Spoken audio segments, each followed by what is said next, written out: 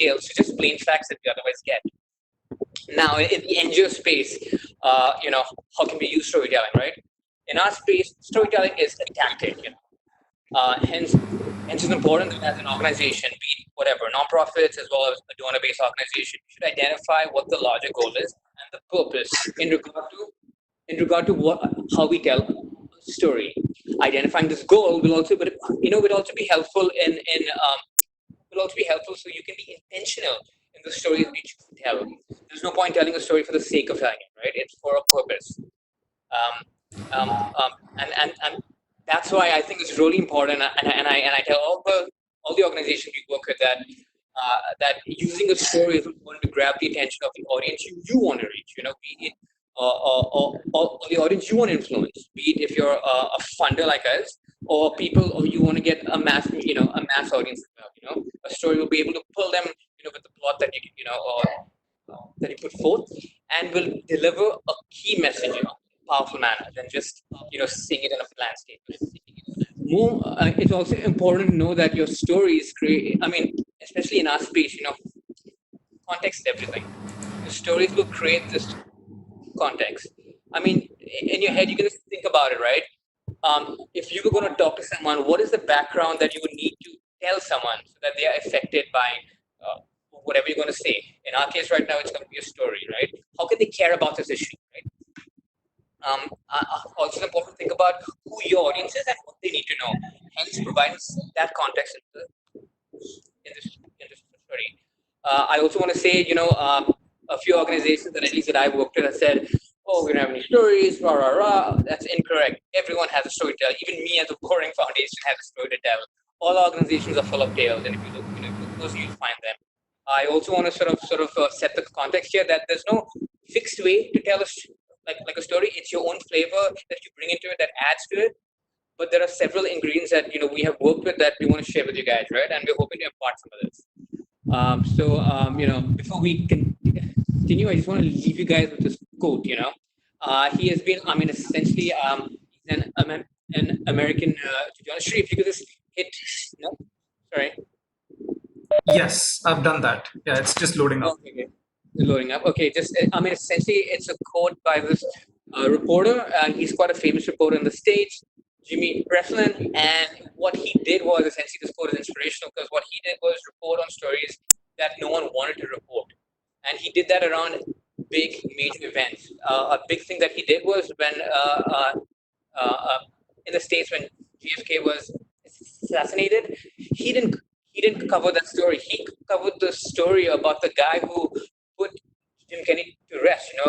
Like a normal common man in the graveyard digging his grave, and just how that event affected his life. It's really powerful the way he tells tales. I just wanted to set that up as inspiration going forward. Over to you, Shri. Great.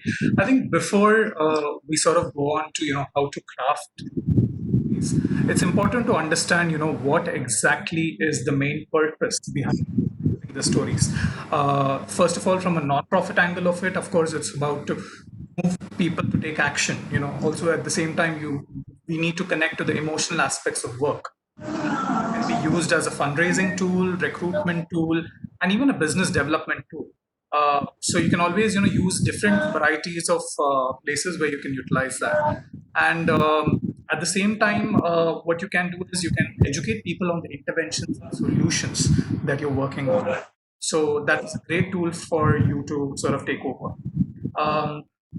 At the same time, it's also purpose where you can always document your work that you're doing on the ground, and it sort of displays the kind of quality of work that you're doing. And similarly, on the donors front, I think Evans will take over. Yeah, sure. So yeah, I mean, just crafting stories is as important for us as it is organization on the ground. From our perspective, it's key to bring out the impact and the work that our community partners are doing. And overall, I want to say they fit at least four broad main issues on the slide. In terms of qualitative data, we just have numbers, numbers, numbers. Sure, it's fine. Having numbers is fine, but it's dry and drag.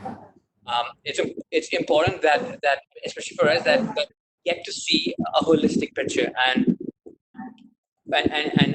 stories which is essentially qualitative data will bring these numbers to life. It also showcases, especially like on donors, we're all sitting in our offices and we don't really have that much, especially the organization where I work, we don't really have that much on the ground. Um, these stories also sort of showcase to us that, oh, the impact of our funds. It shows us the realities, the impact of our funds. This also gives us a sense that our grant making is change making. I also want to talk about. Oh, sorry. I also want to say that a big part of some of our work is to sort of sensitize our employees. Especially in the CSR space. So in order to showcase your work or our grantees work to the employees, we use that to increase we to sensitize them, to increase their engagement, so that they give their time and the time either doing work or on their own time to these the organizations that they want to, or issues that they care about. In my experience, I've seen that this is a very soft element used by a lot of donor agencies to educate and inform their staff and sensitize them. In my experience, I've seen it that over a sustained period of time, this can help change their perspective, create interest and engagement as well. This engagement can be transferred to a nonprofit in terms of, like, for example, in ACBAR, can my employees at ACFC give their expertise to a nonprofit? If I've made that change, that's great, and I can sort of give that experience to a nonprofit for free, so they can yeah, so they can take advice from that skill set. I also want to say impact. Impact is very important in all our spaces, from being on ground as well as from a perspective of grant making. So for impact, we combine storytelling with impact reporting to showcase direct impact. Like, to showcase direct impact, and also correlate our impact, correlate our contribution. We have to present to, these are committees and people and above. We have to showcase that what we're doing is indeed showing results. And then, I mean, if you just showcase stories only, they only show outputs, right? But stories are important to show outcomes. Having these well-crafted stories it's important to capture impact of your program, showcase your funder, you can showcase the real impact on the ground is, your donors. If your donors don't sort of do this in your reporting, I would suggest that you sort of add it in. It can. I know it's a bit of extra work, but it can make your reporting time more interesting, holistic, and can also show your donors how important your work on the ground really is. Shri, over to you. Great. I think before I move on to the next slide, there are a couple of people who are facing audio clarity issues. Can I request everyone to put their microphones on mute, because I do them are still unmuted, so you're not able to hear us clearly. And if you can also put your screens off. I understand that you want to see us, but maybe when we do Q&A, we put that on. I noticed that's also reducing the bandwidth a lot. When I put mine down, I can see the PPT a bit more clear. I would just advise other people to do the same. Great. Thank you Thank so you. much. So moving on with regards to collecting and identifying these stories, I think the first question that comes to mind is that, who can actually collect these stories? It's usually, everyone, right from a CEO to a health worker to even somebody on the ground. So everybody can collect these stories. It's important to understand that, good stories don't just come to you. You need to find for these stories. You need to look for these stories. Out of the 10 stories that you find, maybe just two or three might be of best usage. So you need to go out there and speak to a lot more people. That is the way that you will be able to understand, the ground realities, and you get better stories out of that. And at the same time, it's important to create a few processes in place. For example, you can create all forms, you can create some sort of a questionnaire that can go out to the people, or maybe the health workers, and that is something that can be put as a process overall, where people can get you these stories in a particular format that you need. You can also, see that, be some cases where, you can always utilize a certain basic set of questions. For example, if it's eye health, we know that, we need to ask them specifically for their vision. We need to specifically ask them about their age and the amount, like the time that they have faced this issue. So these are some of the areas that you need to focus on. So this is where processes and systematic systems will help you a lot. At the same time, it's important to diversify. It just doesn't. This role is not just entailed to a health worker or field worker who can collect this information. Anybody and everyone can collect this information, but it's important to collect it in a format that is full to publish it to the external world. There are some questions over here, like for example, questions like what is your daily routine. That itself will open up a lot of opportunities for you. For example, if you ask them that what is your daily routine, they will let you know in and out what is happening in their life, and this is your opportunity to tap in and ask them more. For example, you can always ask them, what how did this issue impact your profession or education, or in family. For example, you can ask a student who's facing maybe eye issue. In that case, how did it impact their career? Maybe how did it impact their examinations? So all of these materials can be brought out by asking these.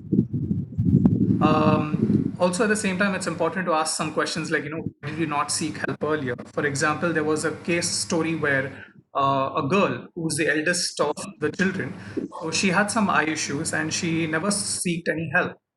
The reason why, because she did not want to sort of pressurize and direct the financial resources to her, whereas if she wanted to reserve that for her younger siblings.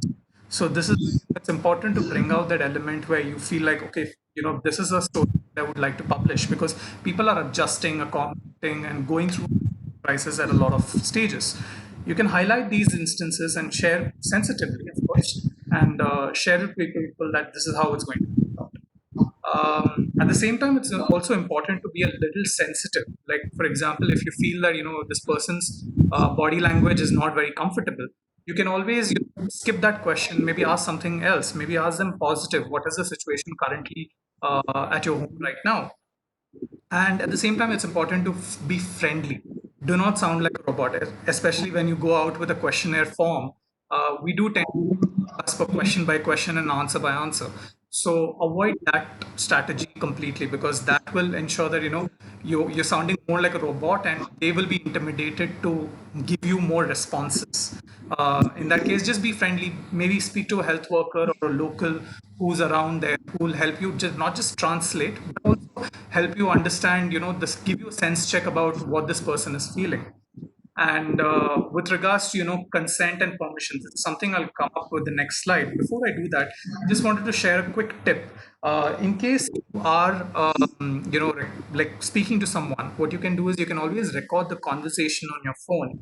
You can reference later. You need not use the same audio as is, but what you could do is you could just use that as a reference point. Maybe if you want to transcribe, or maybe you want to use it a little later, you can always do that. Moving on with regards to consent and permissions. First of all, you need to ask them not just verbally, but also on a document. Now, for example, there is a consent form that's developed by MFE, which is an exhaustive consent form, which details out right from details about the age, the person who's signing up maybe for a group or an institution, or everything else. All the data is available over here. So you can always check it out with your legal teams in your organization. Set up something that's more catered to you, and set this up. One more point I just want to make over here is that in case if you are speaking to a group of people, in case you're going to school, in that case you can take a permission from a principal or a group head, who will be able to give you this authorized signatory that this is what you can utilize these services, these stories and images. And what you can do is, while you're stepping out, maybe what you can do is you share those images, share those stories with the principal, so that they are also comfortable that these images are not going to be misused. Next up, going with the same consent form sample. Here is the consent form sample, which is a simple form which can be utilized. Either ways, both work. You can choose whichever that you are more comfortable with, and also get approved maybe by your legal team, so that it's all legally approved as well. Moving on, this is something that's my favorite of activities when I'm on the field, mainly photography and videography. So, in terms of visual treatment, I think it's important that you, along with your story, you also need to give it a little visual treatment and give it a little treatment in terms of giving more the audiences, like put a face to that story. While doing that, sometimes what happens is there may not be proper lighting or the ambience. So in that case, what you can do is maybe you can just ask the beneficiary or the person to maybe step out from their local location, and then ask them to sort of pose over there. Or maybe it could be candid, or it could be even any sort of location where they're in the natural element. The other thing is more about the appropriate dressing. So this is the most important point, especially when you're covering photographs of children or maybe tribals, because that's something that is going to be their daily life. Because we would not, we would be someone who would need to understand and be a little sensitive. If in case if maybe children are not wearing clothes, maybe just request them to wear clothes and then click their pictures or something on those lines. Evans, do you want to add on something more? Yeah. I just want to add to what you were saying. Actually, she's absolutely right. So there have been heaps of times when we have images from organizations, especially in the areas of tribal health, tribal communities, nutrition, and urban sanitation. To showcase I mean, they've used it to show malnutrition, showcase especially to youth open defecation, but these aren't, it's just not becoming to do these. From your point of view as well, it's hard to use these pictures. So let's take an actual situation, right? So once these organizations shared this with us, we wanted to pitch these stories to a media organization, right? So they would carry these stories. However, because we got these images, it's very hard to push it forth, which then ended up us in missing an opportunity to build that relationship with the media organization to continue to carry stories on this issue. I've been in this situation where we had to try and convince, a nutrition organization that they could not send us pictures of this place because it was exploitive. From their point of view, I mean, it was incorrect what they were doing, but how they saw it was, from their point of view, they saw it as a healthcare diagnostic lens, and I saw it from a way of how do I pitch this to, pitch this to the media. So I think just working with each other, just sort of keeping that in mind, just being sensitive, what Shiv was saying, being sensitive, just keeping that in mind, uh, just go a long way, just to make sure we don't, it's not, we don't do these things. So, it can facilitate better transcending of stories, the other thing I also want to say is let's not, we shouldn't actually capture imagery that is potentially exploitative, and by that I mean we do not showcase people we serve in a manner that exploits their condition. So like for example, if someone is poor, there's no need to show them this poor light so we can get that additional sympathy. We don't need that, right? Problem also with these issues, and from a long term perspective, the problem with this imagery is that it's untrue because these people are normal human beings. They are aspirational. They have goals and they want to achieve these goals. So there's resilience and human spirit in this. These stories also paint an incomplete picture, right? And propagation of these stories also mean that this becomes true, like this one lens becomes a true lens, and that's fully untrue, right? It's important that we capture the people we serve in a manner that showcases obviously a positive movement. It showcases change, it showcases resilience and strength in their spirit in overcoming these obstacles, stories like these, if we capture stories like this, it'll also inspire other people in the community. It'll further reinforce positive messaging and will shatter, the general negative stereotypes that are out there. I just wanted to sort of add that. Shri, over to you, please. Okay. I think it's more important that you do not capture images that are depressing or sad. Just ensure that there are no crying images or crying videos, because that is going to our audience. Just capture them in their most natural limit. Maybe if it's a farmer, um, ask them to maybe do their regular farming work and capture them candidly through those mechanisms. At the same time, just try and see if you can moderate the situation and ensure that, though it is going to be a difficult situation for them, but at the same time you can always make it positive. Just ask them, what is their current situation, and that is going to help you a lot. um, Similarly, what you can do is you can also experiment with a couple of other sort of mechanisms. For example, there's a simple mobile videography where a time lapse feature that's available on most smartphones, where you can capture a 5 minute video, maybe in a span of just 30 seconds, which just moves in a fast forward format. And that's something that can have a great impact. For example, I was out for a field visit where a health worker was going out to different villages and explaining to people about their eye issues and engaging with some of the community members. That is the time what happened was I was back in the car, whereas he was riding on his bike. And that is the time I chose to, use a time lapse video where he's just taking us through the different lanes. It was approximately 2 to 3 kilometers or something that we have covered. But that got covered in a span of just 30 seconds. It's a fast forward movement. It sort of shows a very great sort of a time lapse moment where you can move in from this location to the other location. It sort of has a different flavor to it. Um, at the same time, what you can do is maybe you can try an interview style sort of a piece also. You can have a health worker who can sort of interview somebody else. So that is something that you can also try. You can also try capturing images or objects that are synonymous with these people's professions. For example, if it's an optometrist, you don't need a passport-sized, passport style photograph. In that case, what you can do is you can just click their tools, or maybe something that can be utilized later on, maybe even just the testing tools and the snell chart, all of these things, so you can always use that. And most important of it all, just avoid all sorts of distractions in an image or a video.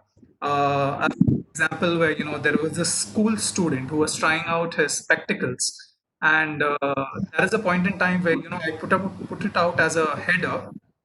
It was just unusable because the reason being is there were like 4 or 5 plastic bottles laid on the desk. So that becomes absolutely useless to me because the focus goes to the plastic bottle versus the spectacles by themselves. So this is how you can actually give a little visual treatment and also explore, in terms of all the senses. You can convey it video, maybe audio, even podcasts for that matter. People are exploring that as well. So you can Absolutely. use different mechanisms in this manner. In terms of compiling the story, I think I'll let Evans take over from here. Sure, sure. Thanks, Sri. So, I mean, there are heaps of ways you can sort of tell your tale, right? And different formats and media that you can use. Some of which Sri has mentioned before. I'll just go on brief stuff that we could use or basic stuff that people use. So in terms of your storytelling format, there are many ways to tell, of course, but the most used ones are these two. Yeah, you can first of all start off with the present day and the impact that has been made, and then sort of move back to the past. As I mentioned before, such stories show how the human spirit was resilient, has been able to overcome all these obstacles, to a position where they are empowered. The other way to sort of that you can, I mean, that you can use to compile a story or tell a story is to another person's viewpoint. For example, through a health worker, which is something Shri had said earlier as well. If you're in your office and you talk to someone, a field staff, and the field staff has seen one inspiration story, or seen the inspiration growth or change of a particular person throughout the course of the program, that's something that they can bring in. Or why it would be helpful? Because that story would be very objective. It's from a third party point of view. I also want to say in your story, as you craft this, or as you think about it, or you put the information together, please avoid all these technical terms and jargons. I know, like, in our space, we love to use our terms. Sometimes maybe you even have to use our terms. But I mean, depending on who you want to convey this to, those people don't really know about our terms as well. So it's important to keep it as simple as you can so people can understand it. While people think using complex words and big words are the key to making a smart story, it's not. Simple stories, if it's understood by anyone, that's the best. That means the story showing impact. If I can explain to my grandma who really doesn't even understand English the work that I do, and she understands it, that means my ability to sort of convey that message and tell that story, what I'm doing, has reached an impact. So in the same way, just think about that. I also want to. I mean, I also want to touch about a structure of a story, and I think we'll move on to how a structure should be. But Essentially, a simple story or any story should have these three simple basic facts: a beginning, a middle, and the end. In the beginning, you could generally highlight you could highlight the subject you're talking about. You could highlight what goal or desire they have, to give context to that. Then, as we move on, the story when it gets to the middle of the main body of the story, it's about their goals, what they want to achieve, what are the challenges they're facing. Is it societal norms? Is it their situation? And then at the end, you can talk about how the subject has changed in some way, essentially showing that impact, right? Either through your program, either through their resilience, right? These actions and experience that you will cover in the story will show change, and that's what you want to convey across. I'll pass it on to Shri also as well, because there are a few things I want to touch upon. As in, sometimes I get a lot of information from the NGOs I work with, and I think Shri is more can shed light on the nuanced sort of information that we are speaking about. Sure, sure, definitely. So, in terms of, I think, compiling the story, like, Evans mentioned, there's a beginning, middle, and the tail end. At the same time, what you need to do is you can explore different variety of places, where, you can maybe look at quotes, interviews, testimonials, all these different varieties. So yeah, you can compile the story in any manner that you like, but preferably, if in case there is a proper sort of basic structure, that would help sort of creating it in an effective manner. At the same time, what you need to be very careful about while compiling the story is that, avoid mentioning any unrelated brand names, both positively as well as negatively. Say, for example, if we had to say something on the lines of, I'm just giving you a very different example. Person went to a particular eye hospital, got themselves, went through surgery. However, the surgery was botched. Now, if in case if you mention such details with the brand name, it's going to backfire really bad on your organization. So it's always good to avoid mentioning any unrelated brand names. Just keep the focus on your own organization as well as the partner organization, and that's all that is need to be mentioned. So yeah, so that's where, with regards to compiling the story, it becomes. And moving on, with regards to editing story. Now, this is something that is mostly the role of a communications person, or maybe a fundraising manager, and even program officer. While the stories may come from different sources, but proofreading is something that is to be assigned to certain skilled and professionals. Now, while editing the story, I think it's important to check for grammar. Assign it to someone who knows how to proofread. So it's important to, ensure that everything is in place and there are no typos. It's all consistent. There are times when, I've seen like one name of a beneficiary has been spelled in different variety of ways. So we definitely need to be consistent on that front. So this is where the editing the story is very critical. Um, at the same time, while editing this information, filter out any unnecessary information that still managed to get through. Keep it very crisp and eliminate any information that, the reader may feel very queasy or uncomfortable. Like, for example, if you're describing something like a surgery, maybe you're describing what blood, all the gore.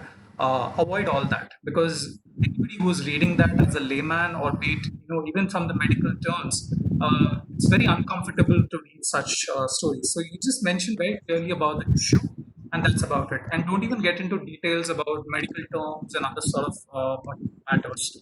Just keep it very simple, keep it straightforward. That is what is most appreciated. If in case if you do not have any sort of communications team in place, what you could do is maybe you could explore freelance proofreaders. So they're available maybe for pro bono, or sometimes they offer these services at a low cost for NGOs. So you can to these people and that just ensure that, these proofreading tasks are given over to them. The other thing is about changing of names. While this is not a must have, but it is always a best practice to change the name of a person in terms of keeping in mind the sensitivities around it. For example, if it's a COVID-19 situation currently, if in case somebody's contracted the virus and then has come back recovered, if in case, if that story has the name of the person where they stay, that is going to cause a lot of trouble to these people. So just avoid naming them. Even avoid putting their picture in that case. Even though if it's going to be a positive story, it's always good to avoid it. Like, for example, in case of a domestic violence situation, we cannot include that. We cannot include names or the photographs unless and until they agree to it. Let's not into it so that we can ensure that it's all sensitively made. Great. Just going on into the story over here. So here's one of the examples. I'm going to just quickly go through in the interest of time. So here is the story. So Radha refused to go to school and she did not want to appear for her exams as well. She was in extreme pain and her eyes used to water regularly. 2 weeks back, she met with an accident where her class friend put a pencil in her eye and she refused his proposal. Now, there are a couple of issues over here. Now, for example, I don't want to hear about the details about poking a pencil in the eye. Definitely not. Again, secondly, the other thing is that she refused his proposal. That itself is again something I do not need information on. Similarly, there is again a longer line which says Radha stays in Ramnagar, Kodal Talaka, Savantwadi. I do not need these details. Keep it very simple, keep it short. Just mention Savantwadi, Maharashtra, that should suffice. Again, this next line goes into, explaining about, how many people are there at home. One of our brothers is going to go to Nagpur for his future studies. Not required again. Again, there's one more classic example of using unrelated brands. Over here it says, on 1 week back, Radha's parents took her to the best eye hospital. However, they did not treat her well. Now, this can backfire really bad for the organization. If Best Eye Hospital got to know about it, they're going to be very angry about the fact that she was not treated well, and if it goes out to the media, even more worse. So over here, if you look at the entire story, though it's very short and crisp, but again, it doesn't give me enough information. It doesn't give me enough emotion. There's a lot of uncomfortable information that's been put in. So definitely not something I would appreciate reading. Moving on, I think there's one more story example, though this is slightly long, but again, it has all the accurate details that are needed for this particular reason. Now, here it says, like, for example, if you see that the name has been changed over here, he's a resident of Chinchwad and he works as a security guard in a residential complex. He's 65 years old and lives with his wife, who is a homemaker. Again, if you look at it, she's not mentioned as a housewife, but she's mentioned as a homemaker. So these are some terms to utilize carefully so that, we're very sensitive and very careful about how we sort of term people. And similarly, over here, he was operated for the right eye cataract 2 years ago at a private hospital. It doesn't mention which hospital, though it's a positive line of the thing because they've encouraged him to go for surgery for the second eye as well. But this is very positive, where it clearly explains that what the situation is. There are certain lines, that are really beautiful. I think one line which says, he was afraid if he mentioned manager, he would lose his job, as employing someone with a vision problem as a security guard simply defeats the purpose.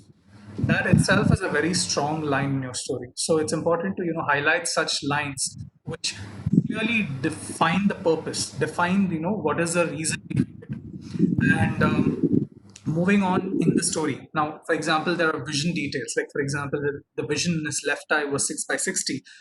He informed them about the financial crisis, and the staff told him that it will be done free of cost.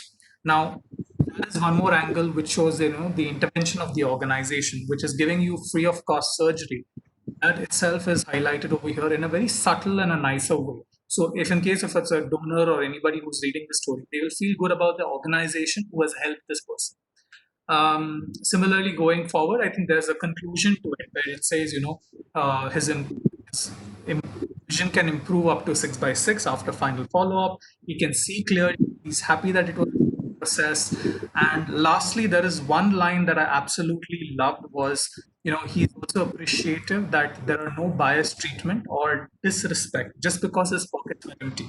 This is one important point where it says, this person was given respect, and at the same time, he was not just mentioned as Inayat throughout the story. If you notice, he's given respect and said that it's Mr. Hussain. So that's exactly how you're supposed to represent these stories. I'm just going to move on in the interest of time. Evans, over to you for the story. Yeah, cool. Okay, so I hope everyone can see that. So essentially, we were going to showcase a different approach to you guys. And I'm going to sort of I've used the approach in terms of a story structure, and I want to sort of critique this story that I'm showcasing right now. This story is a short impact story of a beneficiary, right? Her name is Priya, and essentially following the structure in the beginning, it mentions her life situation, and it mentioned how she got into the program, which highlights the intervention of the org mentioned. It then moves on to providing a challenge for Priya, which she's obviously able to overcome. And the story ends on a note of growth, change in mindset and essentially overall empowerment, right? And it ends on this note of closure that she gets. So just I'll tell you the story in a nutshell because it's too much to read. We've also designed this in a sense where, in a sense where we've designed this in a way where it follows like a path. So we use these circles and there's a line running across, so it just looks visually different than what I'm presenting as well. And essentially, this girl Priya, her dad abandoned her at a young age. Her mom worked really hard to support her. She came in touch with his NGO that essentially is an eye NGO. I mean, that is focused more on eye health, but had a program where they sort of use sports to get girls especially involved in it. Through sports, she obviously got involved, got a cohort of people who gave her that inspiration and gave her the strength to do more and the want to do more. She enrolled in this course, and one day, as she enrolled in this course, to examine eyes, an old lady and an old man came up to her. That old lady and old man happened to be her mom, her grandmother and her dad, who had obviously abandoned her when she was young. So in that way, I'm trying to say we have connected the incident to. I mean, we've mentioned that she essentially her dad left her in the start, and we ensured that that was her obstacle that she had to overcome. She obviously did not she did not shun these people away. She treated her dad and her grandma and ensured that they had the best care. Ensuring which showcases the intervention by the NGO as well. That she grew as a person. She imbibed the values and the ethics of the NGO that that sort of served her. And at the end, obviously, it comes to closure. Like she's okay with it. She now wants to, she did a successful operation. She wants to, do more than what she perhaps wanted to do at the start. It's a growth. It's full on impact. It also shows to us that the nonprofit we have supported has able, use our funding to actually change the lives of this person. And with Priya, if there is gave us, I mean, if they had given us just um, like impacted three girls who went to school. I mean, that's pretty bland, but to showcase that this girl, it has transformed her life to such an extent that gives us, uh, I mean, that showcases how much impact this organization really is doing. Yeah, so your stories don't just have to be drab. And we also did this story without a lot of information. If you can see the information we have put in that as well is it's a quick read. I can read this entire, this design, this infographic. Actually, I can read this entire infographic in less than a minute. So just think about also in terms of stories, they don't have to be long, short. It can be anything you want it to be. We just want to showcase a few of them. Over to you, Shri. Great. I think one aspect that I really love is the way that the images have been utilized. I think the way that it's been designed and packaged, that itself is quite effective. Now, moving on, I think it's more about packaging this well and presenting the story, just the way that Priya's story was mentioned in a very good package. That is something very important to sort of present. It's not just about the matter and the content. Uh, it's important how you present it to the outside world. You can use variety of tools. Sometimes you can utilize a simple PPT, use it in a portrait format instead of a landscape format. You can utilize that, put in all different elements. Now, while I don't have any issues with Word, but again, Word doesn't have enough design capabilities as compared to a PPT. Now, again, you can always utilize something like an online tool, which is called canva.com, which is also my favorite tool, where you have ready templates available and you can utilize this for social media, maybe even creating magazine-like setups. So most of the features are free, but again, if you like more sort of icons and templates, then it's a paid cost to that. You can explore different variety of options. If in case if one of you is comfortable maybe with Photoshop, you can try that as well. You can even create lovely videos, maybe putting in these photographs into PPT. Again, this time around, you need to put it in a landscape format and then convert it into X4, which is a video format.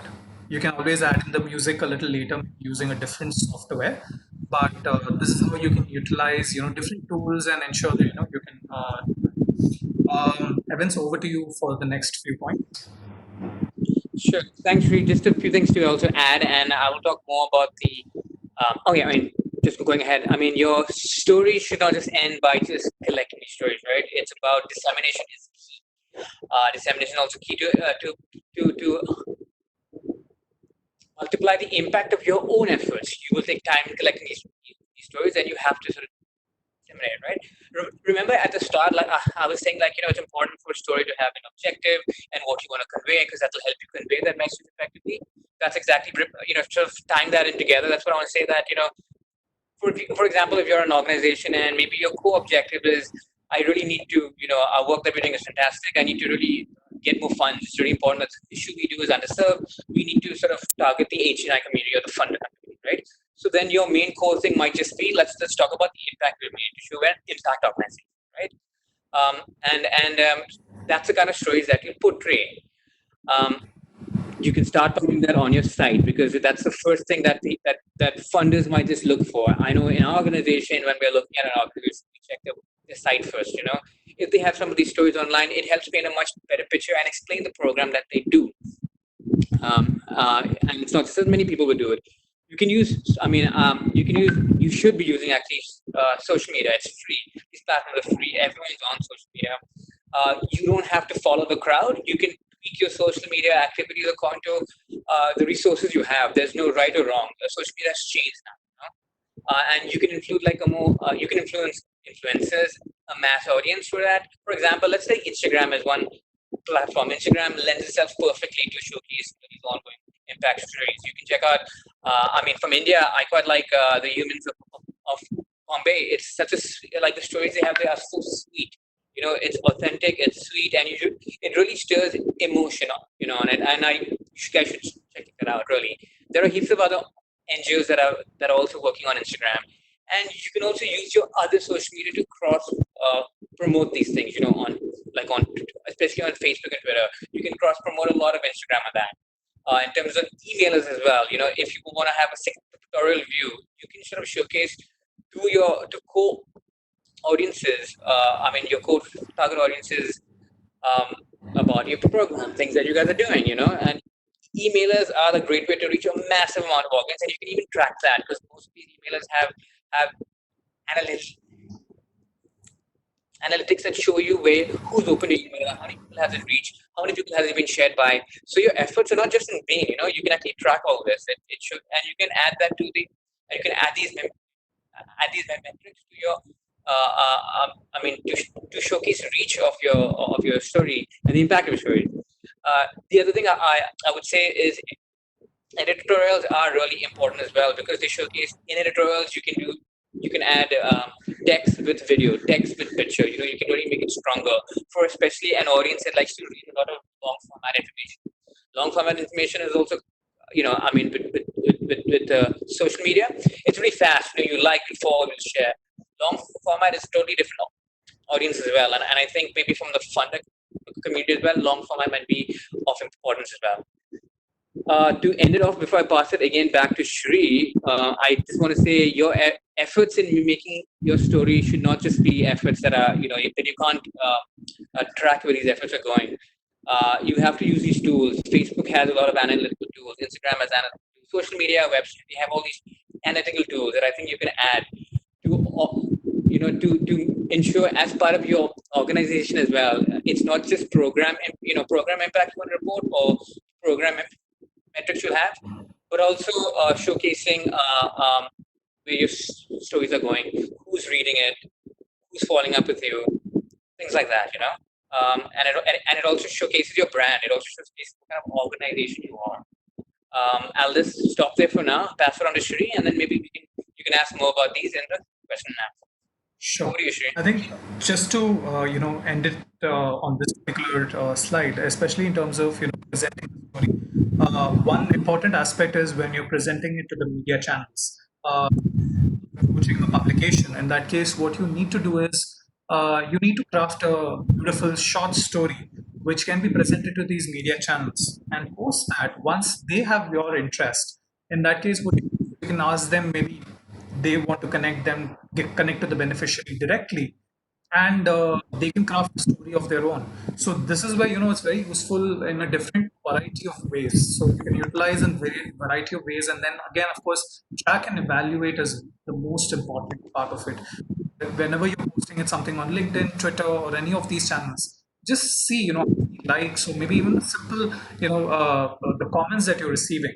So these are some of the ways, and you can always see where your impact is. So you can try that out.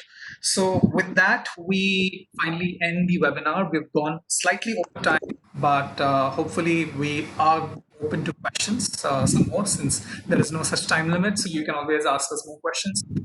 Either unmute yourself now and ask your question, or post it on the chat box.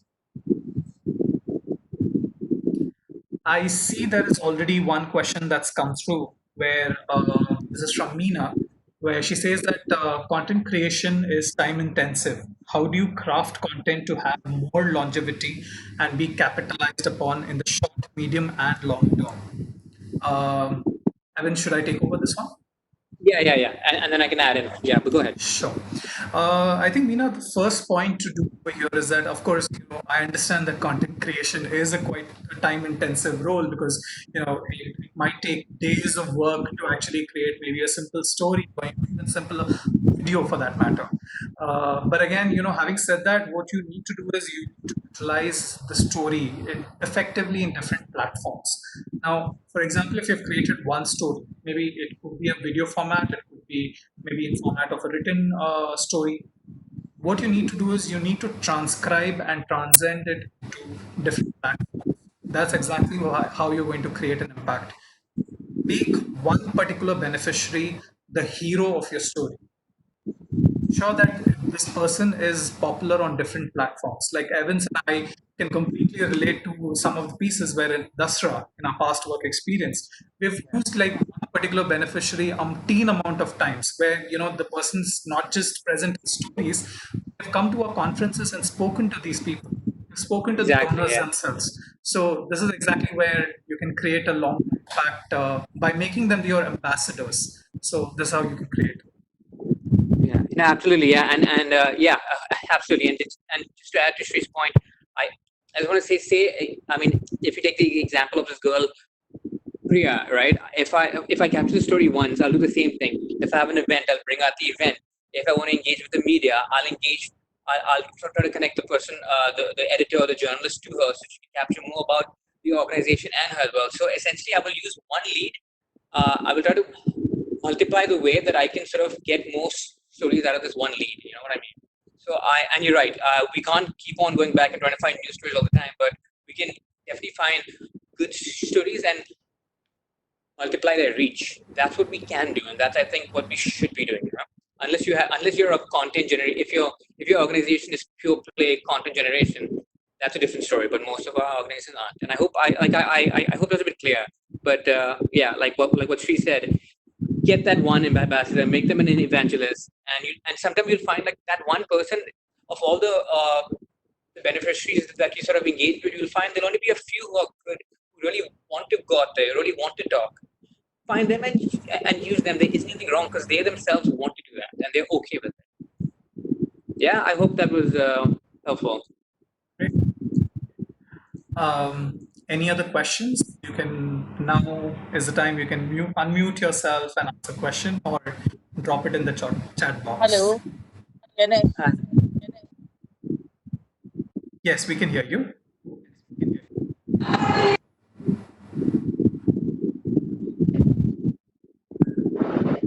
Hello. Sorry. Can I ask a question? Yes, Yeah. please.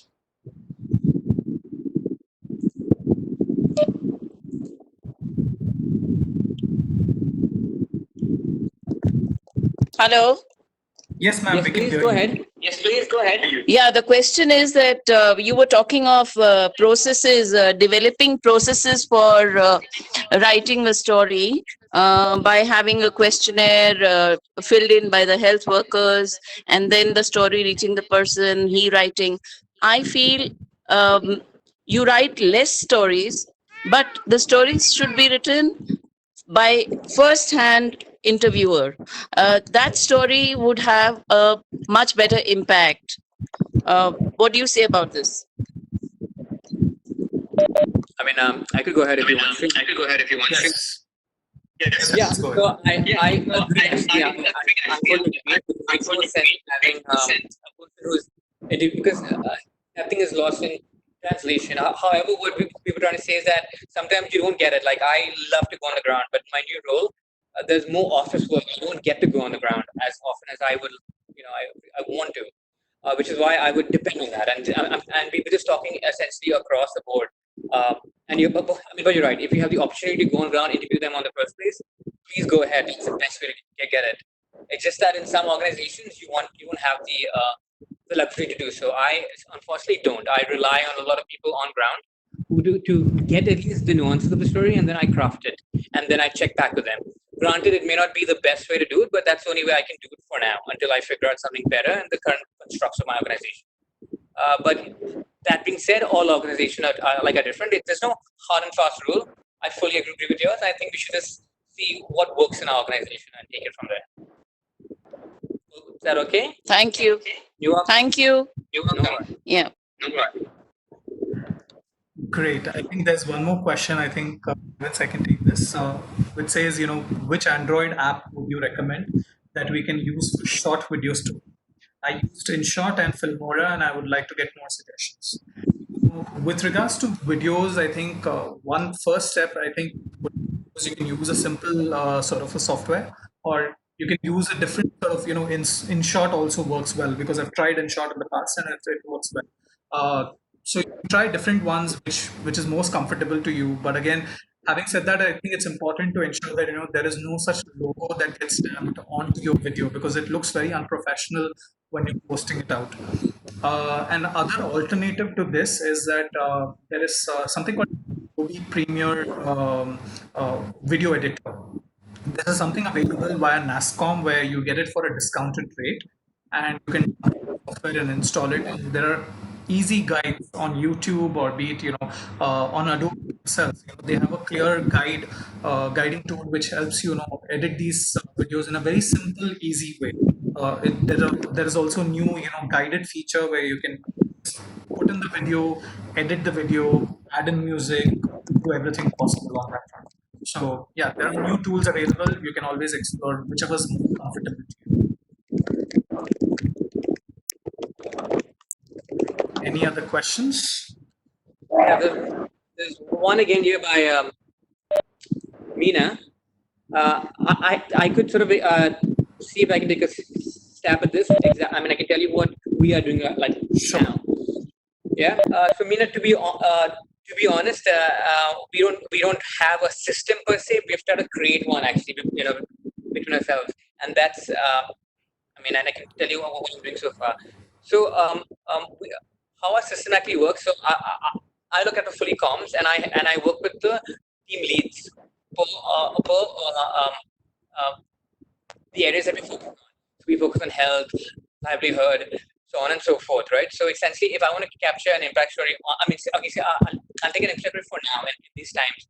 So we have supported a few orgs, and I need to obviously showcase what the work on the ground has been, especially in terms of giving food relief to a lot of the migrant workers that we want to do, right? So now I know it's hard to get as well, but I know the organizations are collecting information in any case to ensure that uh, repeated beneficiaries aren't being served. What I do is I have a very big, I mean, I have a very basic, and I'm trying to figure it out also. I have a very basic Excel sheet. And I first figure out what is the story that I want to say in regard to my stakeholders. So for now, for internal stakeholders, it's the CSR committee and the remainder of HDFC. That's my internal stakeholder. They essentially want to see where our money is going, right? Who are we feeding? I want to see people eating food. I'm being very crass away, but that's what they want to see, right? what I will do then to essentially get over there, I need to get pictures, like pictures, some text on that, a quote from a volunteer, a quote from an NGO worker, a quote from a beneficiary. I'll put all these questions down on an Excel sheet and I'll share with the lead. And as part of reporting, I'll try to include these things as part of reporting as well. Now I know I won't get everything. I know that as well because I can't expect these nonprofits.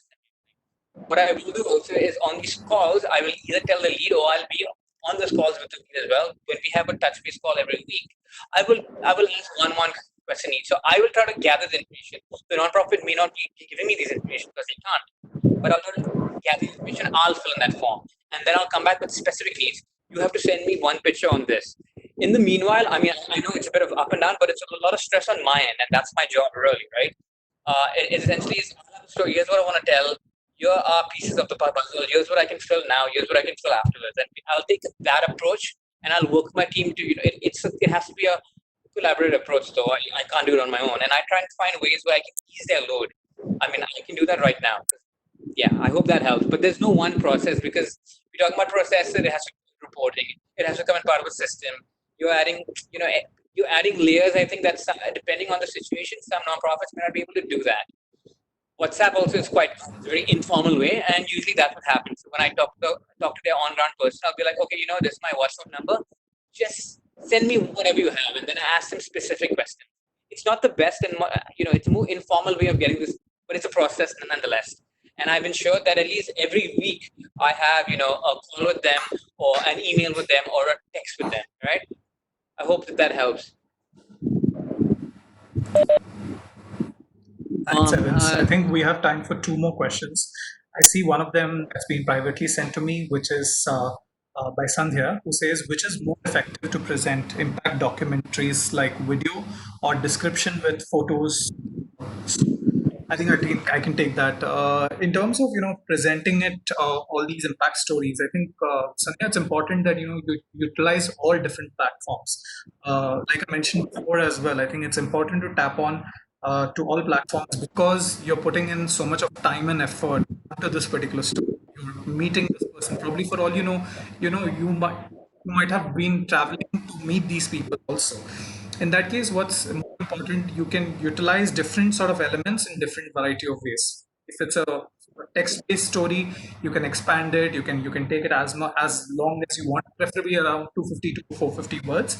So that's where you can explore. But in terms of a video or a photo caption, that is something that needs to be very short. Like for example, the way we saw Priya's story in the example, that is something to utilize. It's a combination of efforts. That's what it is.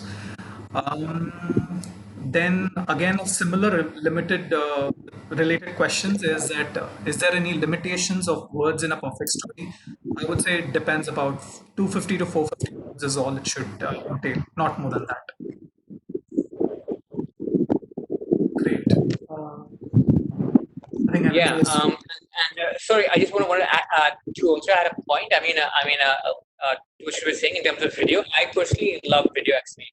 It's really, it gets emotion, it's visual, I can hear, it touches all senses, but they're also very expensive to make. So I think as a non-profit, you just see what works for you. At the end of the day, you can, just being honest, realistic. We can all do what our current systems allow us to do. If we have a lot of money, you can do whatever you want. You can do interactive online as well. I also shared a link with an interactive story online. See that? I mean, I'm sure that costs a lot of money to make and a lot of time to make, but there are different ways. I've also seen one, especially during the by sorry Amnesty International. It was VR based. These are great, but they're also very expensive, it just I guess when one has to think of a platform, just see what the how much money you spend and what's the impact that you want to achieve out of it, and take a decision. Yeah, thanks. great. I think that gets us to the end of this webinar. If you have any questions, you have received an email from communications@missionforvision.org.in. You can mail us your questions. We will also be sending the recording via an emailer as well as posting it on our social media channels. Last Thank you. mention, Evans.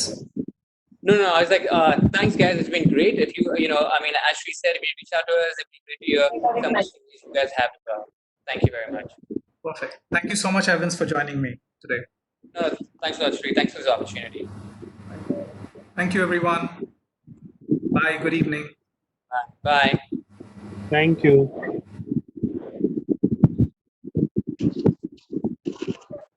Thank you, everyone.